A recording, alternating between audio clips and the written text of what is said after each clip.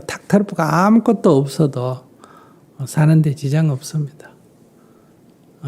그 자꾸 지나간 걸 붙들고 바보같이 이렇게 자기를 학대하는 거는 이제 앞으로 과거의 실수가 앞으로 계속되는 어리석은 길로 간다. 창스토리 법륜스님의 증문즉설 시작합니다. 네, 안녕하세요, 스님. 저는 53세 혼자 사는 여성입니다. 2주 전에 로맨스 스캠이라는 신종 사기를 당해 1억이라는 사채빚을 지게 되었습니다. 집을 담보로 사채빚을 썼는데 이자만 한 달에 160만 원입니다. 제가 지금 몸도 별로 안 좋고 쉬고 있는 상태인데 그 돈을 어떻게 갚아야 할지 막막하기만 합니다. 어리석은 저에게 너무나 화가 나고 절망스럽기만 합니다. 그리고 저희 형제 중에 잘 사는 동생 2명이 있는데요. 재산 상속 문제로 다툼을 하고 나서 연락을 안 한 지 3년이 좀 넘었습니다. 그래도 그 형제에게 도움의 손길을 한번 청해볼까 하는데요. 그게 과연 현명한 방법일까요? 궁금합니다. 형제한테 얘기하면 돈도 못 얻고 욕만 하도 먹을 거예요. 별로 도움이 안 될 것 같은데 그거는. 근데 제가 볼 때는 별일 아닌 것 같은데요.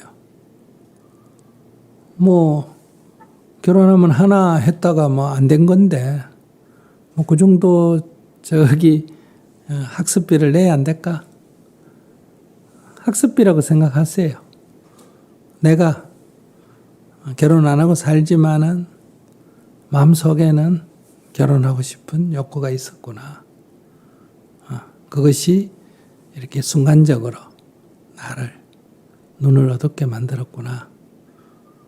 앞으로는 무조건 겁내는 게 아니라 그러니까 자기의 보이지 않는 욕구가 또 더 큰 눈을 멀게 할 수도 있기 때문에 이런 걸 깨우친 것은 뭐 1억 정도 낼만 해요. 수업료. 뭐 그렇게 비싼 거 아니에요. 뭐 주식회가 날린 사람도 요즘 있고 코인회가 날린 사람도 있고 부동산회가 날린 사람도 있는 거나 이건 마찬가지예요. 근데 스님, 저는 지금 제가 한 거의 25년 직장 생활을 해서 처음으로 제 집을 가졌거든요. 네. 근데 이게 시가로 한 1억 4천 정도 되는 원룸 소형 아파트입니다. 네. 근데 거기에서 1억이라는 사채빚을 지다 보니까 저는 그냥 만약에 집이 안 나갈 경우에 경매 처분을 한다고 하더라고요. 네. 그러면 저는 지금 길거리로 나앉을 수밖에 없거든요. 네. 직장은 있습니까? 현재 직장 없습니다. 뭐 길거리 나오면 뭐 원룸 하나 한 20만 원, 25만 원 조금 산 데 구할 수 있으면서 뭐 아르바이트 해가지고 당분간 살면 되죠 뭐. 전쟁 나가지고 부모 죽고 자식 죽고 혼자 남았어도 사는데 그 살려고 마음먹으면 뭐 때문에 못 살겠어요. 그리고 그 사채를 왜 없습니까? 지금부터 집이 1억 4천 정도 나가는 거라 그러면 은행 쪽하고 협의를 해가지고 이렇게 은행 융자를 받으면 되거든요. 1억 빌렸는데 한 달에 160만 원 낸다 그러면 그게 연리 18%거든요. 엄청난 폭리죠. 지금 은행 대출 이자가 주택담보로 한 4%, 5%였는데 요즘 은행 이율이 올라가 한 6%쯤, 6, 7% 정도 될 거예요. 6, 7% 정도 되면 월 한 50만 원 정도밖에 안 되거든요. 그러면 그걸로 바꿔가지고 돈을 융자를 해서 갚으면 되죠. 근데 은행에 제가 물어봤는데요. 네. 벌써 근저당이 잡혀있는 집이라 대출이 불가하다고 하더라고요. 그러니까 이제 그거는 자기가 이제 조금 전문가한테 물어보면 이제 이걸 대체 그 고리에 이유를 가진 거를 서민금융 같은데 정부에다가 좀 알아보면 이런 고리채를 쓰는 사람에게 뭐 여러 가지 그 서민들 혜택을 위한 저리융자를 주는 게 있거든요. 그 교체하는 거는 알아보면 할 수가 있습니다. 그렇게 해서 첫째 교체를 하든지 그 경매로 나가지 말고 뭐 팔아가지고 담은 뭐 1,000만, 2,000만이라도 더 받아가지고 그 갚고 그 나머지 돈을 가지든지. 제가 볼 때는 뭐 어차피 나가면 또 월세 집을 줘야 되니까 예를 들면 1억을 은행에 융자를 넣는다면 한 달에는 50만 원이 뭐 집세 내는 댁 하면 되거든요. 그러니까 제일 좋은 거는 이 서민을 위한 저리융자를 알아서 대체하는 방법이 아마 가장 현명한 방법이 아니냐 이렇게 생각합니다. 그 아까워하지 말고 그 아까워하면 이제 길이 자살하는 길밖에 없어요. 근데 그 돈 1억 날리고 자살한다 그러면 얼마나 불쌍한 사람이 됩니까? 그죠? 그 정도는 학습비로 주고 외국에서 지금 혼자 몸으로 중국에서 외국에서 한국에 와가지고 막노동 해가지고 먹고 사는 사람들 많이 있지 않습니까? 그죠? 그래 돈 벌어가지고 나라에 가는데 자기는 지금 뭐 외국인도 아니고 한국 시민권 갖고 있잖아요. 탁 털어버리고 집 줘버리고 탁 털어버리고 아무것도 없어도 사는데 지장 없습니다. 그 자꾸 지나간 걸 붙들고 바보같이 이렇게 자기를 학대하는 거는 이제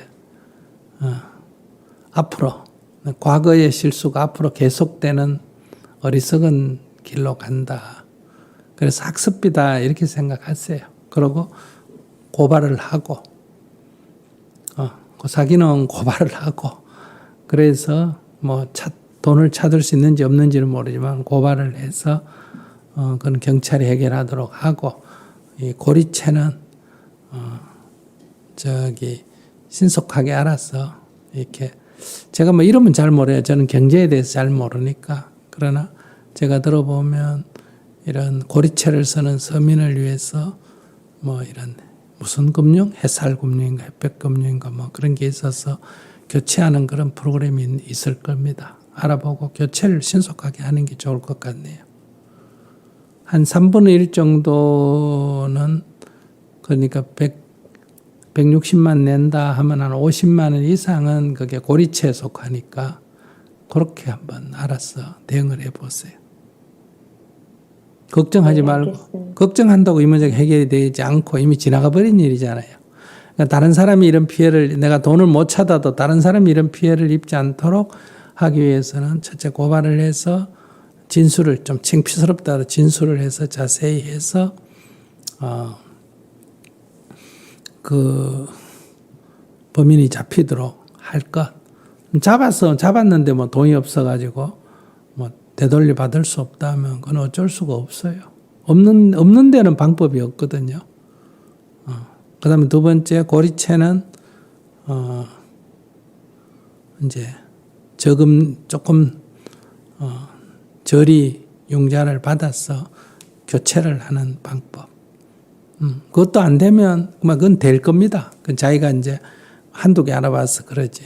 근데 안 되면 그냥 집을 버리고도 새 출발해서 처음부터 다시 생활해도 사는데 큰 문제가 없어요.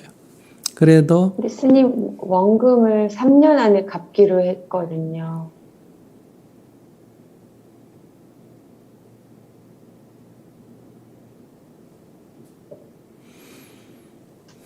원금을 3년 안에 갚기로 해도 지금 당장 갚으면 되죠. 그러면 이제 그게 원금을 3년 안에 이제 돈이 있어도 그 이자를 3년이나 물고 갚아야 된다 이런 거라면 그건 이제 사기꾼이기 그거 자체가 사기꾼이기 때문에 이제 변호사를 자원봉사 변호사를 구입해 가지고 처리를 하면 돼요. 앞에 친 사기하고 이 돈 빌린 사기가 겹치는 사람들입니까? 아니요. 그러면 돈 빌린 거는 가서 갚으면 되는데 고리로 빌리고 그거를 돈이 있어도 못 갚도록 한다면 그것도 사기예요. 그냥 그건 돈을 찾아가 바로 갚아버리면 돼요.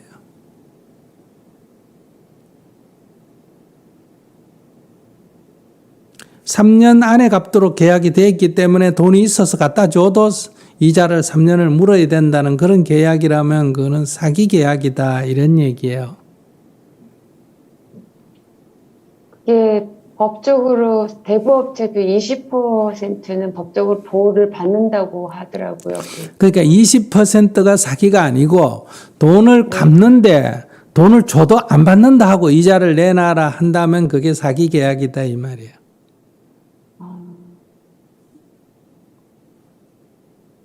근데 돈을 주는데 안 받는다고 할까요? 아니 그러니까 다른 데 가서 돈을 융자를 내가 주라고 하잖아요. 자기가 3년 계약이라서 돈을 안 네. 받는 것처럼 얘기해서 제가 말하는 거예요. 집을 담보로 돈을 빌려서 그 사채를 이렇게 교환해서 갚는 길을 찾아보라 이런 얘기예요. 네, 네. 알겠습니다.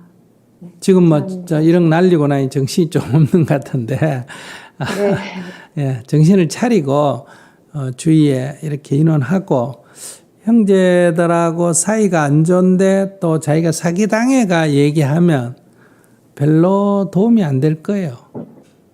내가 보기에는 뭐 정말 어려운 일을 당해서 이렇게 얘기하면 뭐 과거 일은 과거 일이고 이런데 관계가 안 좋은데 얘기 들어보니까 터무니없는 사기를 당해가 그래 돈을 날리면 뭐 관계가 안 좋은데 오히려 욕하죠. 욕하지 좋은 소리 듣기는 쉽지가 않을 거예요. 근데 내가 그 형제들의 심성이 어떤지를 모르니까 근데 상의를 하는 건 좋아요. 형제들에게 내가 바보같이 이렇게 당했는데 뭐 조언을 좀 해달라 이건 괜찮지만은 경제적 도움을 달라는 거는 특히 상속 문제 갖고 갈등까지 있어도 상속 문제 갖고 갈등이 있었다는 거는 그 사람들도 형제들도 돈을 밝힌다는 얘기거든요.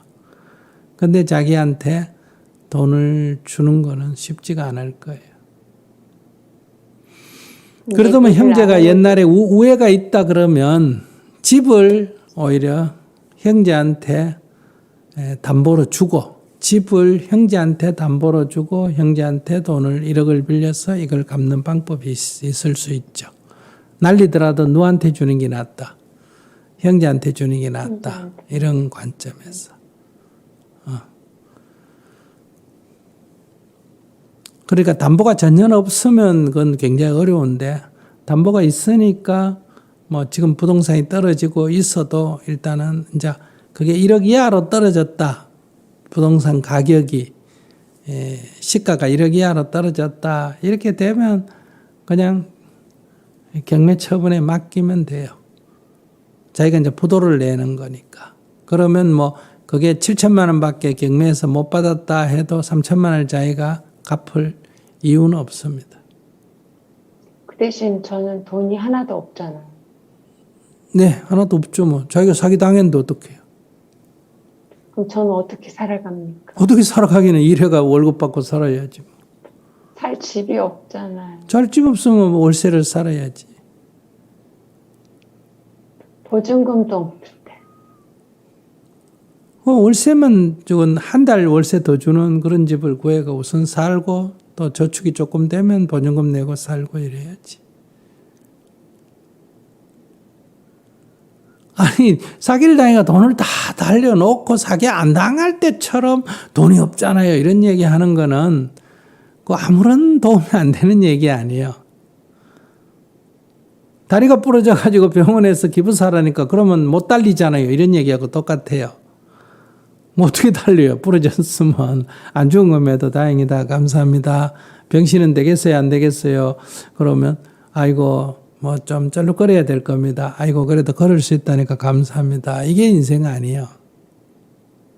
안 죽고 산 것에도 감사하다. 돈만 날리고 사람이 피해를 안 입고 해도 감사하다. 이렇게 생각을 해야지. 그래서 제가 외국에서 이민 온 노동자로 온 사람 얘기하잖아요. 그 사람들은 아무것도 안 가지고 한국까지 오는 돈들에가 한국까지 와서 그냥 몸만 달랑 떨어져도 한국에서 돈벌이가 살아가잖아요. 그 사람보다 자기가 유리하다 이 말이에요. 자기가 잃어버렸는데 어떡할 거예요? 그런 관점에서 딱 정확하게 정신을 차리고 시작했으면 좋겠다. 그런데 아직 빚을 졌다 하더라도 처분하면 돈또이는 될 수가 있으니까 또 잘하면 조금은 조정할 수가 있으니까 자기 그 가진 재산을 운용하는 거는 지혜롭게 생각해야죠. 이렇게 멍하게 있으면 경매에 넘어가서 난리죠. 고리는 고리대로 갖고 경매는 경매대로 하고 경매에 넘어가서 딱 손 털려면 지금부터 이자를 안 갚아야 돼요. 그래서 집을 줘버려야 돼요. 그래야 다음은 한 달을 160만 원이라 덜 주지. 그러니까 주면서 다른 꽁리를 못하면 이제 돈은 돈대로 매달 내고 경매는 경매대로 전체로 날아가고 이런 바보 같은 짓을 하게 된다. 그러니까 이게 갚을 능력이 안 되면 딱 부도 선언을 하고 거기서 손들어 버려야 돼. 그래야 다음은 10원이라도 덜 나간다 이 말이에요. 지금 제일 중요한 건 자기가 정신을 차리는 게 필요해요.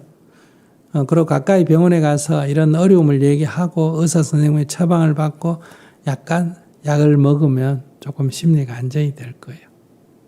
안 그러면 이제 자살 충동이 일어나든지 사람 얼굴을 보기가 어려워서 자꾸 혼자 있게 된다든지 이렇게 되면 이제 더 실수, 여기에 또 사기꾼이 붙으면 이제 더 큰 실수를 하게 된다. 그러니까 그런 돈 달라는 게 아니라 그런 정신적인 어려움이 있기 때문에 형제들에게 의논해서 누나가 이렇게 해서 지금 어려움에 처했다. 조금 조언도 하고 의지처가 돼달라. 이거는 뭐 해볼만 하다 싶어요. 돈 달라는 얘기는 크게 도움이 안 되지 않을까 싶어요. 또 내가 아무리 어려워도 돈 달라는 거는 별로 성인이 돼서 형제에게 돈 달라는 거는 좋은 방식은 아니에요. 왜냐하면 대한민국에 지금 어디 가서 일해도 노가다를 해도 한 달에 200만 원 받고 벌써 살 수 있기 때문에.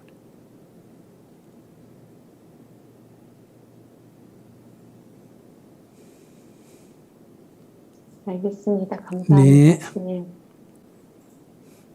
네, 안타까운 일입니다. 근데 요즘 뭐 보면 여러분들 전세 사기 당했다, 뭐 당했다, 이런 사람도 있고, 코인이나 주식 사가지고 폭락해서 지금 뭐 인력이 문제가 아니고 훨씬 더 많은 손해를 본 사람들도 있고 그러잖아요. 그래서 자살률이 높아지고 자살이 높아지고 이래요. 그러나 제가 늘 토끼나 다람쥐 얘기하듯이 과거에 집착하면 죽는 수밖에 없고 과거를 버리고 지금 그래도 내가 살았다. 교통을 나와서 죽는 것보다는 산 게 낫잖아요. 그래도 몸은 살았다. 이런 관점에 딱 서면 그냥 다 지나놓고 보면 10년 지나놓고 돌아보면 다 한여름밤의 꿈이다. 이런. 저는 지금 너무 저에게는 제 생애 가장 큰 힘든 일을 겪고 있기 때문에 사실은 어떤 소감이라는 그런 거는 맞지 않는 것 같고요. 그래도 일단 스님이 좋은 공부한 셈 쳐라. 그 말이 가장 가슴에 와 닿는 것 같습니다. 그리고 집은 제가 속아서 했든 어쨌든 제가 제 의지로 한 거니까 제가 책임을 져야 되겠다는 생각을 했고요. 이제 약간 좀 젊은 나이에 그랬으면 좀 재기하고 하는 거가 두렵지가 않았을 것 같은데 이제 저도 50대 중반이 되다 보니까 약간 그런 것이 좀 두렵긴 합니다. 그리고 또 제가 강아지와 같이 사는데 강아지를 데리고 살 수 있는 집이 있을까 그런 걱정도 많이 되고 좀 그렇습니다. 네. 네, 참 안 됐지만은 정신을 못 차렸네. 지금 강아지 걱정하는 수준이니까 아마 사는데 아무 문제가 없을 거예요. 강아지.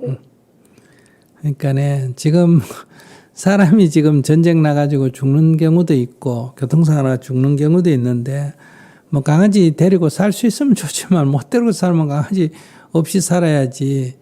그런 생각까지 하면서, 그러니까 아직도 자기가 살아오면서 인생의 어려움을 안 겪고 참 편안하게 조용히 잘 살아왔다는 반증이에요. 만약 인생에 여러 곡절을 겪었다면 이런 건 아무것도 아닌데, 그러니까 너무 지난 지금까지 안전하게 별일 없이 살았다. 그런 것을 자기가 반증하니까 지난 그동안에 편안하게 살은 것이 자기의 인생의 좋은 점이기도 하지만 이런 어려운 경우를 당했을 때는 그것 때문에 그것이 좋은 게 결코 아니다. 이런 얘기. 아직 면역력이 없어서 그래요. 뭐 아까 조금 이렇게 비교하면 안 되지만 우리 하고 비교하면 자기가 그러면 아무것도 없이 건강하게 자기 육신을 갖고 사는 게 낫겠어요. 조금 뭐 집이 있고 있더라도 저렇게 불편하게 사는 게 장애를 갖고 사는 게 낫겠어요. 저런 장애인도 장애를 가지고 자기 인생을 자기 수준에서 살아가고 있는데 자기가 저런 분하고 비교해 본다면 자기가 부족한 게 뭐가 있어요? 아무것도 없잖아. 그러니까 너무 맞습니다. 안전빵으로 살고 있다.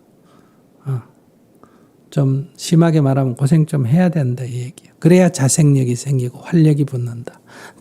너무 안전하게 결혼도 안 하고 자식도 안 낳고 직장 다녀가 돈 벌어지 혼자 먹고 이렇게 편안하게 살아서 이게 무슨 큰일 같지.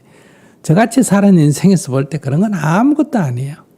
뭐 몇 번 죽었다가 살아난 이런 인생, 해외 가서 뭐 어려움을 겪고 뭐 강도 맞고 총 들이대고 이런 속에서 살았기 때문에 그런 건 뭐 없어도 사는데 집 없는 사람이 천재인데 짓고 뭐 문제요. 버리고 그냥 새로 시작하면 되지.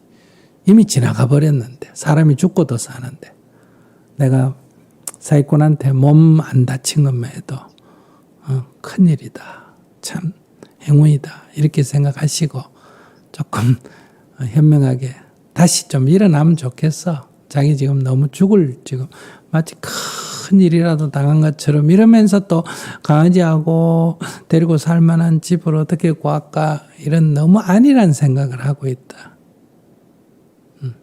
조금 정신 차려가 제일 먼저 할 일은 고발하고 두 번째는 대출 빨리 알아봐가지고 교체하고 하는 데까지 없을 때 나중에 버리더라도 하는 데까지 하다가 안 되면 그래 니 뭐라 하고 버리고 새로 출발하면 된다 이 말이야. 그러나 하는 데까지는 최선을 다해서 해봐라. 길이 있을 거다. 이런 말씀을 드립니다.